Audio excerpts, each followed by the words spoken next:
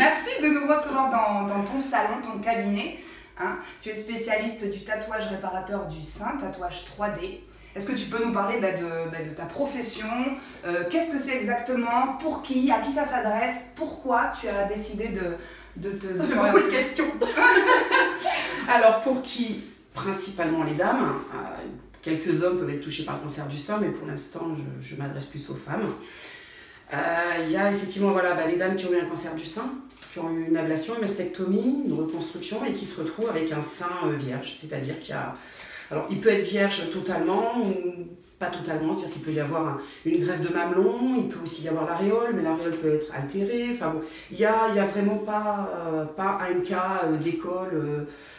Chaque personne est différente. Donc, je peux refaire l'intégralité, c'est-à-dire le mamelon et l'aréole, donc redonner un effet de volume du mamelon. S'il y a le mamelon, je peux venir me positionner autour, refaire une aréole. Voilà, il faut trouver les teintes qui collent avec l'autre sein.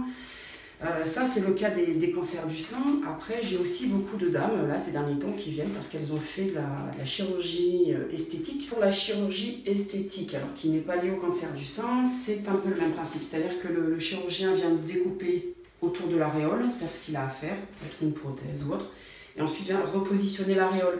Donc, très souvent, enfin en tout cas de ce que je vois, c'est que soit les dames ont l'aréole qui est un petit peu mangée par les fils qui ont été positionnés. Ça crée aussi autour une fibrose blanche, ce qu'on appelle. Donc en fait, on a comme une cicatrice blanche tout autour. Voilà. Donc moi, j'ai beaucoup de dames qui viennent pour ça, ou pour masquer les cicatrices qu'il y a dessous. Enfin, voilà, donc mon travail s'adresse vraiment à ces deux types de personnes-là, touchées par la maladie ou touchées par la chirurgie esthétique. Dans tous les cas, c'est de la chirurgie mammaire et c'est du tatouage réparateur du sein. Mais dans un cas, on a la 3D quand il faut recréer le mamelon en volume, qui va se positionner sur l'aréole. Quand on est sur de la chirurgie esthétique, on n'est pas sur la 3D, puisque là, c'est du camouflage, de cicatrices. D'accord. Mais le principe est toujours de trouver les bonnes couleurs, et c'est là que c'est compliqué, c'est de trouver les couleurs qui collent à la peau de la personne, qui vont être en harmonie avec l'aréole qui est restante. Voilà. Et donc, tu as diverses encres. Tu en as une palette de combien? Comment tu procèdes avec tes encres? Une quarantaine d'encres. Je procède comment? C'est-à-dire que si il y a le sein contralatéral et que j'ai déjà la teinte de l'aréole, c'est évident que ça facilite la tâche. Après, le gros souci, c'est de prendre en considération la peau de la personne, oui. La couleur de sa peau, sa carnation. Et ce sont des encres qui vont sous la peau, donc qui vont jouer avec la transparence de la peau. Quand je viens les positionner sur la peau, on n'a plus cet effet de transparence. Voilà. Là, c'est aussi une question d'expérience. On sait ce que l'encre va donner sous la peau. Voilà. Bien sûr. Après, oui, pardon. Je t'en prie. Non, et donc justement, tu fais tes tests au-dessus de l'autre mamelon hein, pour justement avoir trouver les bonnes. Hein, c'est comme ça que tu fais cet arc-en-ciel, là, cette palette de couleurs, tu la positionnes donc sur l'autre sein. Comment tu fais si la personne, c'est arrivé déjà où il manque les deux mamelons? Oui, tout à fait. Refaire comment les deux. Tu choisis la couleur? On fait plusieurs tests de couleurs, de formes, de taille, et puis on voit. Ça, c'est simplement pour aider à se projeter quand on a un doute. Parce que voilà, entre deux tailles, entre des teintes, alors bon, ça c'est des teintes très foncées, mais voilà, on ne sait plus, est-ce que je préférais un petit, est-ce que je préférais un grand? Donc moi, ça m'est arrivé, après avoir fait mes tests de couleurs, je le donne à la dame, puis elle essaye chez elle. Au moins, ça a le mérite hein, que le matin, en sortant de la douche, tiens, on se voit avec quelque chose. Ah non, c'est un peu grand, c'est trop petit, c'est... Voilà. Je ne tatoue pas la première fois en direct. Hein. Parce que je trouve que ce temps-là de se réapproprier un corps, il est hyper important. Oui. Moi, je vois, j'ai une dame qui va venir, ça fait 30 ans. 30 ans qu'elle n'a rien au bout du sein. Donc, on s'habitue à rien. C'est ça. Et pourquoi, tout d'un coup, au bout de 30 ans, elle s'est dit... je ne sais pas, je ne l'ai pas rencontrée encore, donc elle va venir. Donc, je ne sais pas. Okay. Je ne sais pas. Peut-être parce qu'elle a découvert la technique, peut-être l'effet confinement aussi, de se dire il y a des choses qui sont passées, la vie est courte, je vais prendre soin de moi. Je ne sais pas, honnêtement, je ne sais pas. Je le saurai certainement parce qu'en général, on parle beaucoup quand même, on passe du temps ensemble. Puis bon, on est sur l'intime, donc c'est vrai qu'il y a des choses qui se disent.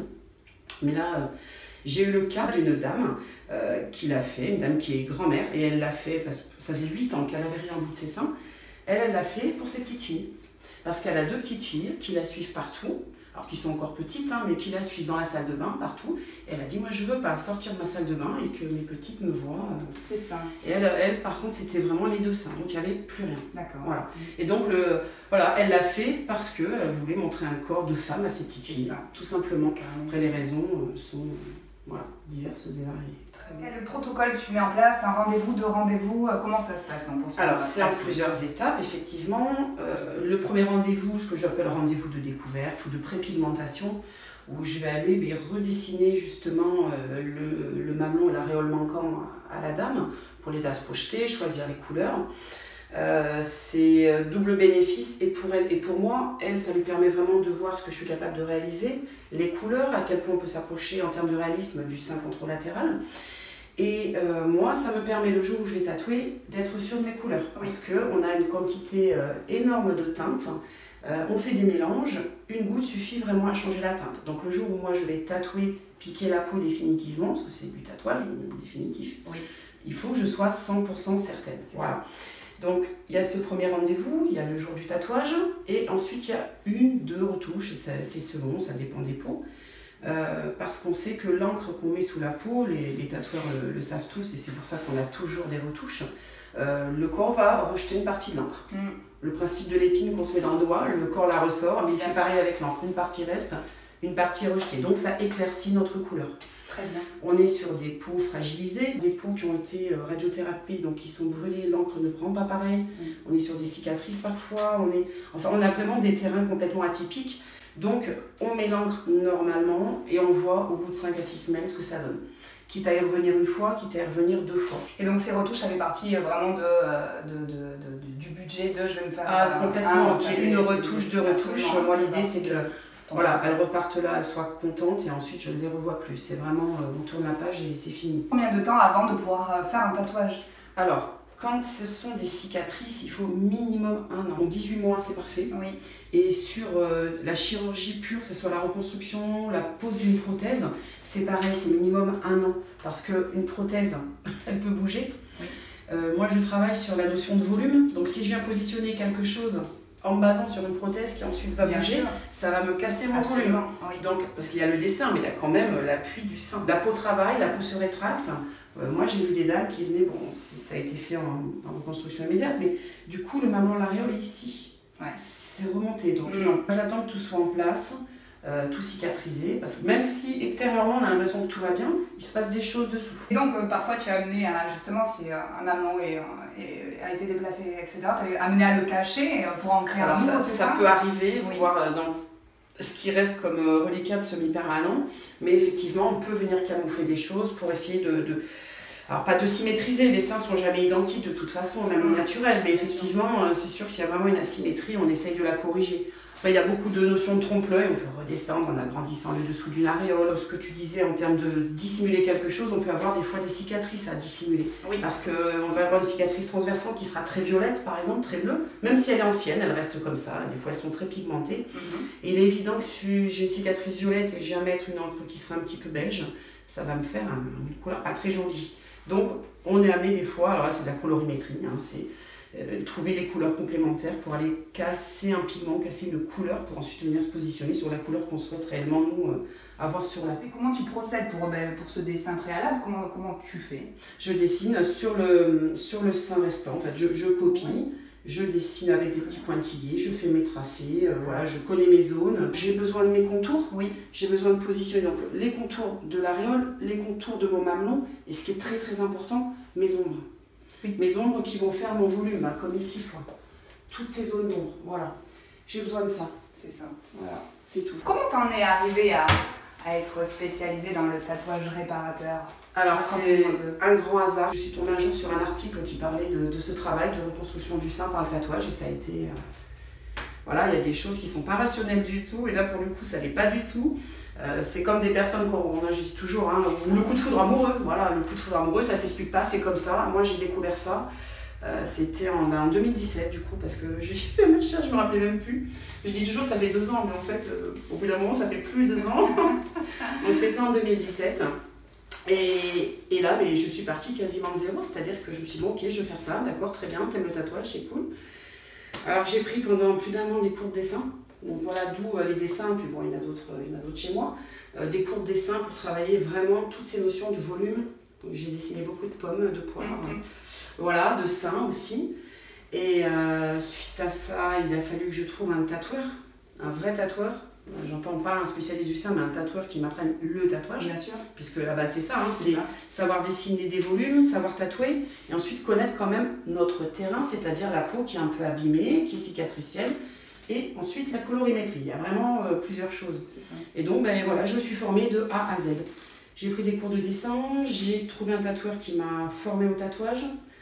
Et ensuite, je me suis vraiment spécialisée sur le travail du sein et toutes ces notions, toutes ces couleurs-là. Tu t'es d'ailleurs tatoué des tétons sur... Ah oui, mais non, mais ils sont plus. Ouais, c'est ça un peu, mais ça avait fait des tests, parce que c'est toujours bien de se tester. Non, mais ils sont plus. Le tout premier que j'ai fait, véridique, et là aussi j'ai les photos, c'est sur mon tatoueur. Qui a fait don de son corps. Ah.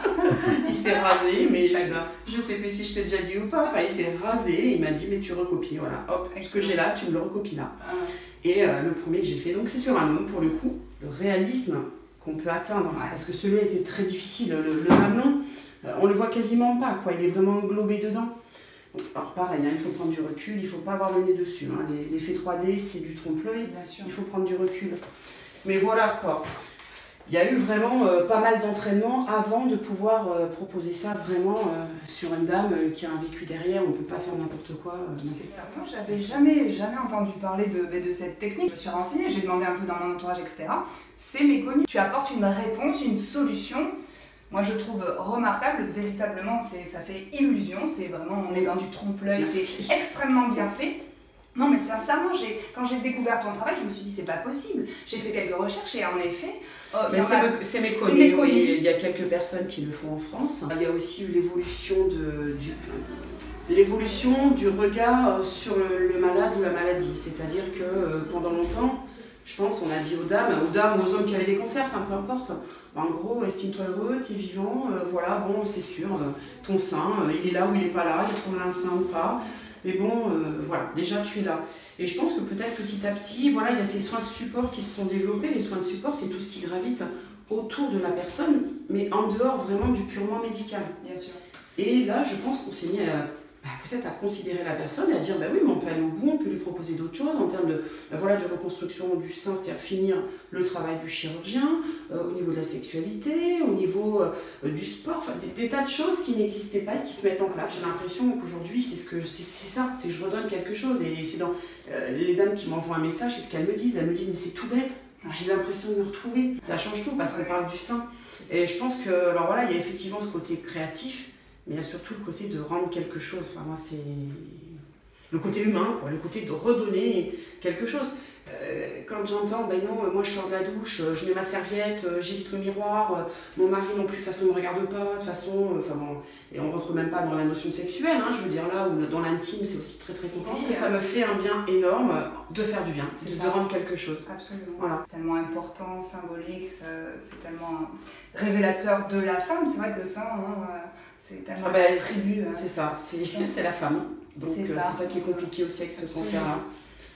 Voilà. Ta créativité dépasse le tatouage. Tu vas peut-être nous en dire un petit peu plus. Oui. On va aller à ta rencontre dans un autre cadre. Ça marche. C'est parti.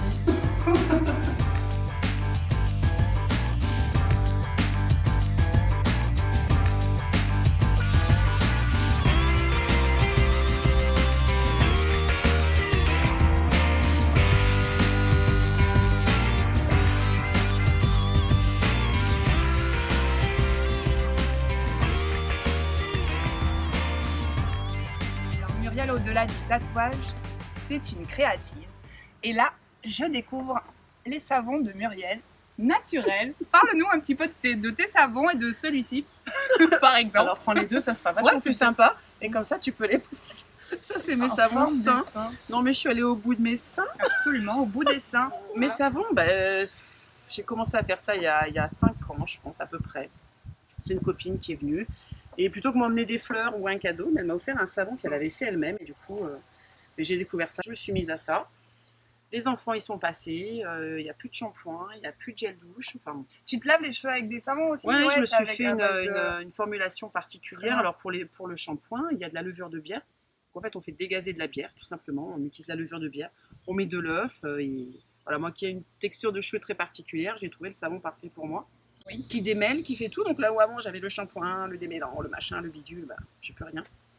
Voilà, il n'y a pas d'emballage, il n'y a pas de déchets. Non, je ne vends pas de savon. Mais Mais voilà. comment tu fais alors? Raconte-nous un petit peu. Alors, c'est pas compliqué du tout. C'est de l'huile, des huiles végétales et de la soude caustique. Une réaction chimique qui s'appelle la saponification et qui crée cette pâte à savon qu'on laisse ensuite sécher, durcir. Et au niveau des parfums, mais pareil, c'est du naturel, c'est des huiles essentielles. Et là, mais on peut créer ce qu'on veut. Donc on a des savons qui sont plus pour l'été. Ouais. J'en ai un qui est que à la menthe, Super. par exemple, Oui. qui fait vraiment l'effet mais de la menthe poivrée. Mm. Quand tu te mets de la menthe poivrée, que ça fait froid. Quand tu te laves avec le savon à la menthe, c'est pareil. Et puis pour l'hiver, c'est le pain d'épices. Ah oui. Celui-là, c'est cannelle, girofle, voilà, des choses qui sont un peu plus chaudes, comme du bon vin chaud, quoi. C'est agréable. Muriel, toi, tu es vraiment dans une démarche de bien-être. Avec les outils que j'ai et ma façon de travailler, je pourrais faire du semi-permanent, mais c'est pas la voie que j'ai choisie encore une fois. C'est pas... Et donc, une fois que tu as fini un tatouage et quand tu as le retour de cette personne qui est venue et qui tu t'enrichis donc cet acte, oui. à chaque fois, tu portes, oui, tu sais que tu vas faire un acte qui est profondément humain, au-delà de l'esthétisme, de la c'est réparation. quelque chose qui fait du bien, C'est ça. fait du bien. Et puis quand je lis leurs messages, enfin c'est... Voilà, et puis surtout, moi je leur dis, je veux plus vous voir, quoi. C'est ça. Mais vraiment, le but, Bah oui, non mais le but c'est vraiment ça. c'est ça, c'est de Bien dire, sûr. je ne veux plus C'est vous ça. voir parce que, voilà, ça y est, c'est fini, la page elle est tournée, hop, Exactement. on passe à autre chose, on va pas sans arrêt remettre... voilà, et je voudrais en profiter pour remercier certaines personnes, parce que j'ai rencontré beaucoup de belles personnes depuis que j'ai changé de voie professionnelle. Et alors ils se reconnaîtront, on ne va pas donner les noms, je vais donner les prénoms et les personnes se reconnaîtront. Je dirais merci à Franck, merci à Audrey, merci à Isa. Et puis ben, merci à vous aussi parce que voilà, si j'ai la possibilité de m'exprimer, c'est grâce à vous deux. Merci beaucoup Muriel parce que vraiment quand on t'a découverte, je me suis dit c'est pas possible, cette personne, son travail, ce qu'elle incarne, ce qu'elle dégage, on a envie de rencontrer Muriel, on est ravis, merci de nous avoir accueillis, de nous avoir reçus pour découvrir ton univers. Merci à vous. Merci beaucoup et je pense que voilà, c'est un travail, une approche qui mérite vraiment d'être connue et reconnue.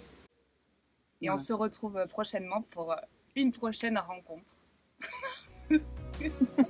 Ah là, on va passer en bonus encore. Prochainement pour une prochaine... Ça va passer en bonus. Tu comprendras si tu regarderas la mosaïque.